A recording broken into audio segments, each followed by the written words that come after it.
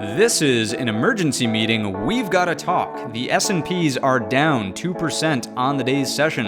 The NASDAQ down just shy of 2.5%, and the Russell down just over 2%. This is the worst day for markets since just over a year ago in March of 2023.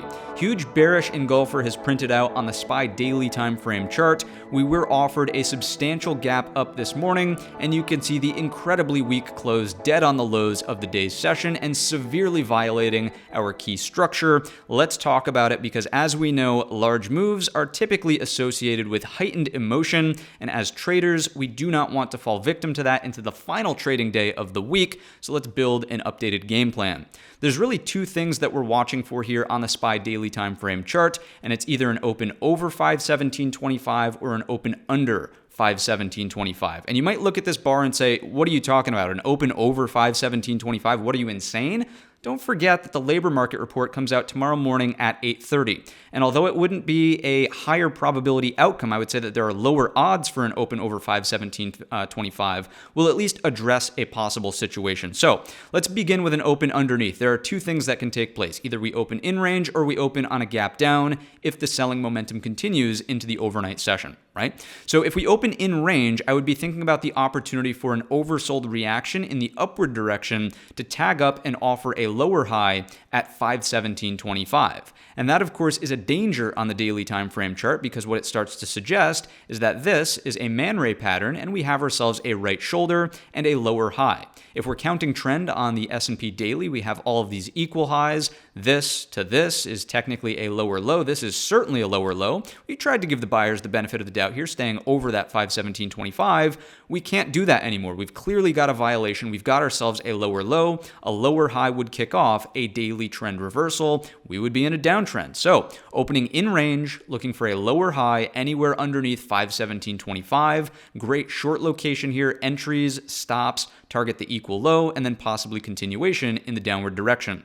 Situation number two is that we open on a gap down tomorrow, and gap rules will be in force. We will look for a failure of the overnight low to trade to close the gap and then retest the previous day's low. When we get here, looking for a gap fill reversal, rotating back in the downward direction, status quo, typical textbook gap rules in play. If we open on a gap down and start to drift in the downward direction, if there is no acceptance in the gap overhead, this is again fairly hypothetical, but if we get the gap and go, I will be trading SPY puts, not ES futures, because I really want to manage my risk on a Friday session with heightened emotions. The SPY put position only stands to lose the total premium paid for the position, where if we jump on over to the ES futures, for example, let's go back over to this screen, the typical stops recently have been somewhere between 2 and maybe 5 points in the ES. We're going to have to do some mental gymnastics, not only reducing position size, but opening stops to something like 10 points, maybe all the way up to 15 points, and I don't want to deal with it into a Friday session. If you do, that's fine, and that's totally on you, but be mindful of the implications for the total dollars at risk. Do not fall victim to a margin call because you get aggressive when volatility increases and you don't take the proper precautions. So for me, and again, you do what's right for you, but for me, I will be trading SPY puts if it ends up being a gap and go to manage risk once again with the total premium paid for the position as the most I can stand to lose. And no, they will not be zero DTEs. I will likely go out to next Friday's expiration to reduce risk even further and eliminate some of the theta involved in the contracts. That way we don't have to be spot on with our timing. We have a little bit more leeway, right? So those are the two outcomes or ideas that I would propose on an open underneath 517.25. If we open over 517.25, again, it's a back pocket situation. This is certainly not the primary outcome that we're trading for, but I believe we go on a stop run in the upward direction and shorts with incredibly poor location squeeze out of this market. Let's talk about why on the hourly time frame chart. If you look at this, of course, there was large aggressive selling. We'll talk about the strength of the selling on the internals in just a moment. But if you look at this chart, what's the only logical place other than the high of day for a short to place their stop. To me, after the break of this level, it would have been right here, because now we have the opportunity for a lower high to be set, the exact game plan we just described on the daily time frame chart. So if we open over 517.25, we likely stop out all of the shorts who are involved underneath the previous day's low. Matt, how do you know how many people are involved underneath the previous day's low? Oh, it's a good thing you asked. That's what the market profile is used for. And you can clearly see the high volume node here, the high volume node here, and the high volume node here directly on the lows of today's session. 517.25 is loosely the equivalent of 52.50 out of the ES, and if we open over that level, notice the incredibly thin volume at price, thin structure single prints out of the market profile. If we open above, I would look for a squeeze in the upward direction. The next volume resistance is really all the way up here for a back test of the breakdown point. In the ES futures, that's 52.90. If we head back on over here, that's all the way up above at 522.70. Again, back pocket situation. I'm not calling for this as a primary outcome, but at least understand if we open over 517.25 and there's a massive rip tomorrow and everybody's scratching their head saying like, what the heck just happened? That's probably the explanation from a technical standpoint. So we know our overs, we know our unders. Let's talk about, do we have stronger sellers finally entering this market? I think the answer is quite clear and obvious. Of course, yes, we now have stronger sellers entering the market. Notice on the large gap up this morning, there was no attempt for a gap fill reversal off of the previous day's high. There was no attempt for support here off of 519, the high of the Tuesday hammer, and there certainly was no attempt for buyers to hold up at 517.25, our key line in the sand on the daily time frame chart. So for that reason, do we have stronger sellers finally emerging from the woodwork? I think the answer is yes. The market internals would also start to confirm this. If we jump on over to this screen, notice the substantial volume outflows on today's session. It's not like we moved from the zero line to substantial outflows, negative 300 million. We moved from positive 200 million to negative 300 million. Net move there is negative 500 million, right? Not to insult anybody's math intelligence. The advanced decline line opens in trend higher zone and closes squarely negative. The cumulative tick gets very negative into the close, just shy of negative 5,000, but the way that the math works on this is it's supposed to deliver momentum and become more difficult to reverse as that build starts to develop. So the fact that this has continued in the downward direction towards substantial does strike me as very noteworthy in terms of selling pressure. You can clearly see all of the activity underneath the zero line, but also substantial reads underneath negative 1,000. That is a huge change in tone. We have not really seen that sustained for a very, very long time. And perhaps the largest takeaway here, which is why this was zoomed in the first place when we flipped over, is the index score out of the ES.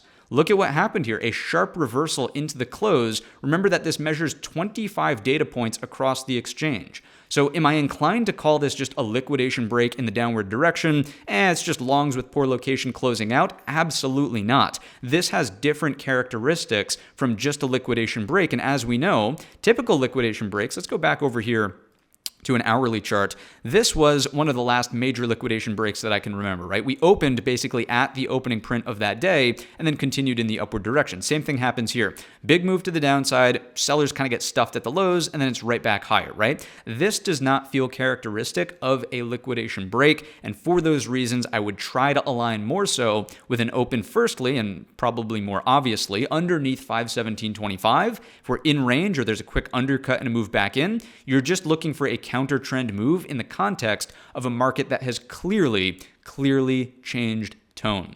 Let's take a look at the QQQs and see what's going on in the NASDAQ side of the market. We know that they were down loosely 2.5% on the day's session, and the NVIDIA earnings gap is the threat. Of course, it is a bearish engulfer. Remember that we were not trending out of the QQQs. We've gone wall to wall, top of the balance range to the bottom of the balance range. We opened back inside of this overhead supply zone after rejecting on the Wednesday close, right? So buyers had their opportunity and it completely failed.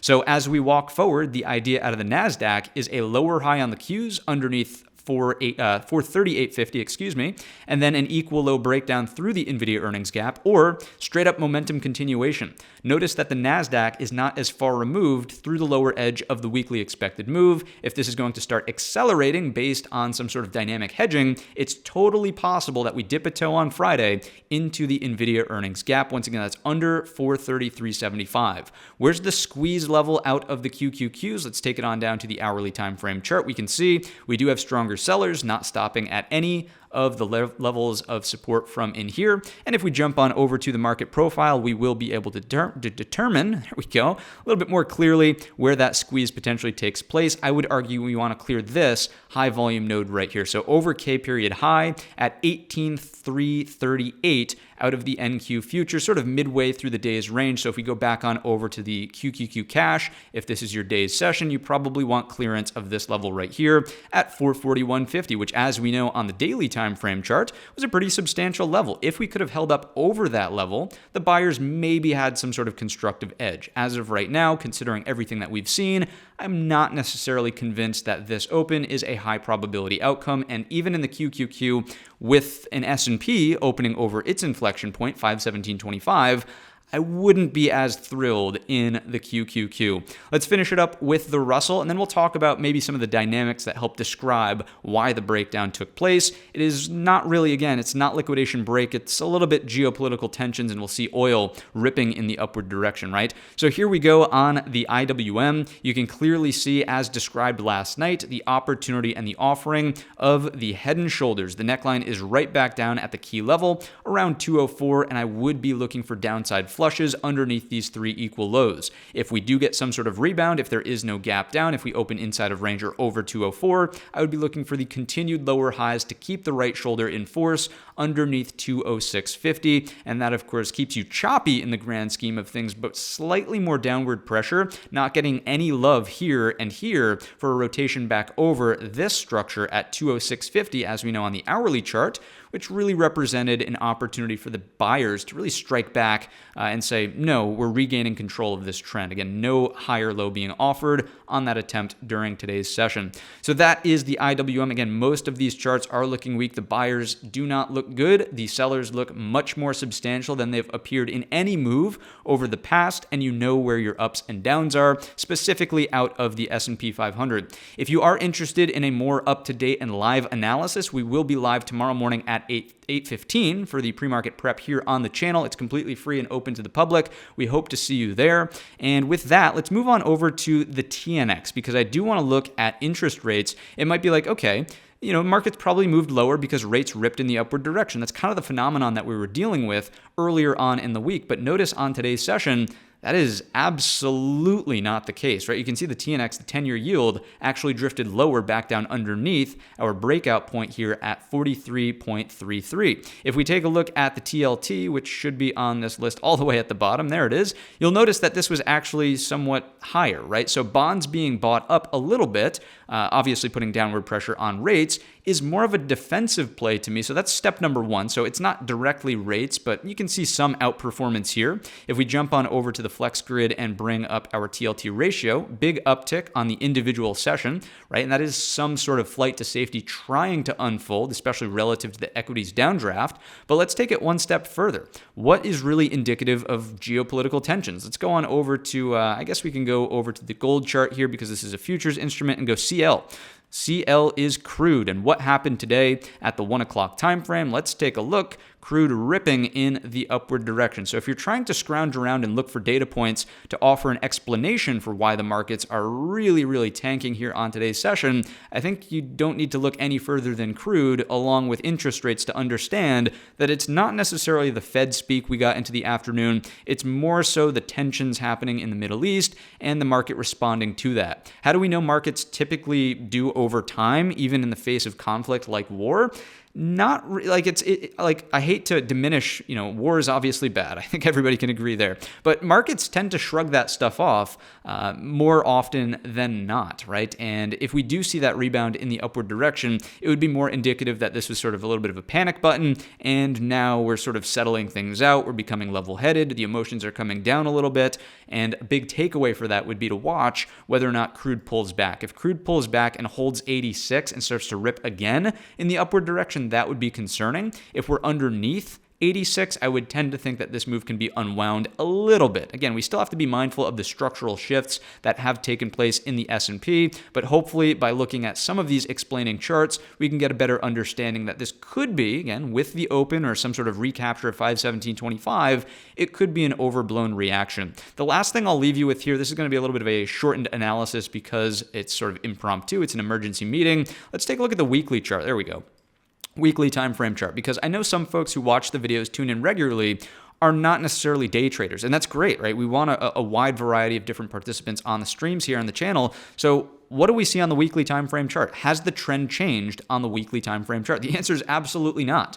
We are still well above our key zone at 503, right? That could be in play. That's the top of the NVIDIA earnings gap. It could be in play. But as of right now, I mean, to get there, that's a pretty big extension to the downside. And there's an offering on the weekly chart for a higher low. So I'm leaving on this note because I want to remind you that your time frame of execution must match your time frame of analysis. If you're a longer time frame participant in the markets and you're not a day trader, I would be very mindful of the amount of volatility you're willing to withstand, right? Do you want to think of the daily breakdown as noise? Do you want to think of this as an opportunity to add to the position looking for a constructive higher low? Do you want to bail on it in its entirety? Those are all questions that you have to ask and answer yourself. But from a technical point of view, we're very much so still in a strong uptrend with a strong opportunity for a higher low to be presented on the weekly time frame chart. So with that, as a reminder, we will be live tomorrow morning at 8:15 Eastern time for our pre-market prep. We hope to see you there. We're live every single morning,